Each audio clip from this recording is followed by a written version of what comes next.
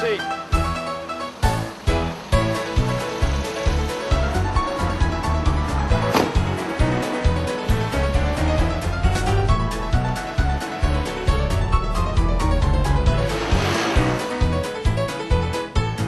You a supporter then?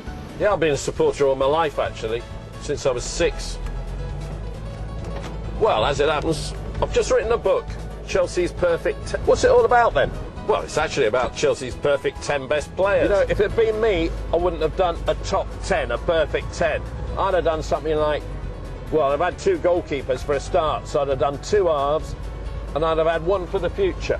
So 8 and 2 halves and 1 for the future. You should have done that. You're right as well. What you really need, of course, to write a book like that is to be a spy in the camp. That's what you need, to be a real spy in the camp. Then you get the stories. You can't just go and write it and not know everything. No one knows everything. I've had them all in the back of my cab. I bet they'll all be in your book. Jimmy Greaves? Yeah. Peter Barnett? Yeah. Peter Osgood, Charlie Cook. Those were the days. Charlie Cook, drinking, playing. I bet you can't remember anything. I bet you never got any stories from Charlie Cook. He was never there. Peter Osgood? What a player. What a man. You know, I was driving when he threw the bottle out the taxi. Oh. And then Jimmy Greaves, his pre-match meal, I used to pick him up from a cafe, roast beef, the full trimmings, Yorkshire pud, apple crumble and custard. And he'd go out and he'd score 5 goals in the game. Have you got the story about when Jimmy Greaves got all 5 goals at Preston? Each time he scored, they came back and scored, 4 all. And one of the Sillick brothers went up to him and said, Jim, just get us 1 more and we'll promise we'll never let another goal in. Have you got that story? He says that. I picked Kerry Dixon up, 4:30 in the morning. Friday night, Saturday morning. That Saturday afternoon, he was at White Hart Lane, 3 o'clock, scored 2 goals, scored his 150th goal, and he tells the story, he got 10 out of 10 in the newspapers. They don't make them like that now. Have you got that story? He told me that. Dennis Wise. I could tell a few stories about taxi drivers and Wisey. What a character he was. Tell you what though, always on the button, never late, first in training, first out. Took him down there, picked him up. I bet you haven't got the best of his stories. Gianfranco Zola. Gianfranco Zola. Gianfranco Zola. Gianfranco Zola. Yeah, but I've also... Frank Lampard, now there's a story, gone from being such an expensive midfielder, average first season, to being the best midfielder in the world. What a story.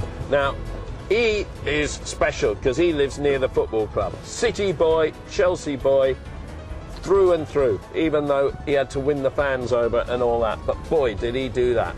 Yeah, and who else have you had in the back of your cab? John Terry. You can't have known John Terry longer than I've known John Terry. I've known John Terry since he was that height. No one's known him that long. He shouldn't even have got taken on by the youth setup.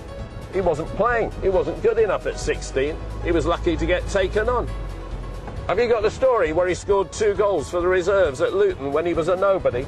Sure, this is the quickest way. You've got a bit of Harry Enfield in there, by the way. Do you know, Jimmy Greaves never said, funny old game. It was Harry Enfield who said it to Jimmy Greaves with his spitting puppet image. He was Jimmy Greaves in spitting images. Now, Joe Cole. There's 1 for the future, although he's really top 10 now already, isn't he? I mean, Joe Cole had to establish himself with every flipping manager. He used to sit in the back here, so frustrated, but he always said he's staying for life because he's got to prove himself. And if the manager selected him more, Chelsea would win more things. That's what he always said. Does he say that in your book, does he? Haven't I talked to you on the phone? What you should have is a chapter on who isn't in your top 10. Now, hang on a moment. I've just got to tell you this. If you put William Gallas in your top 10, no one would buy your flipping book.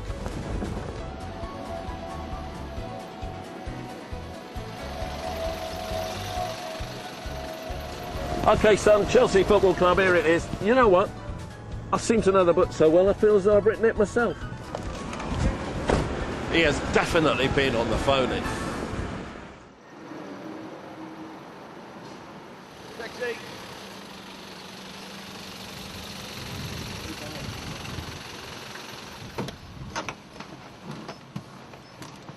Tower Bridge, cabbie.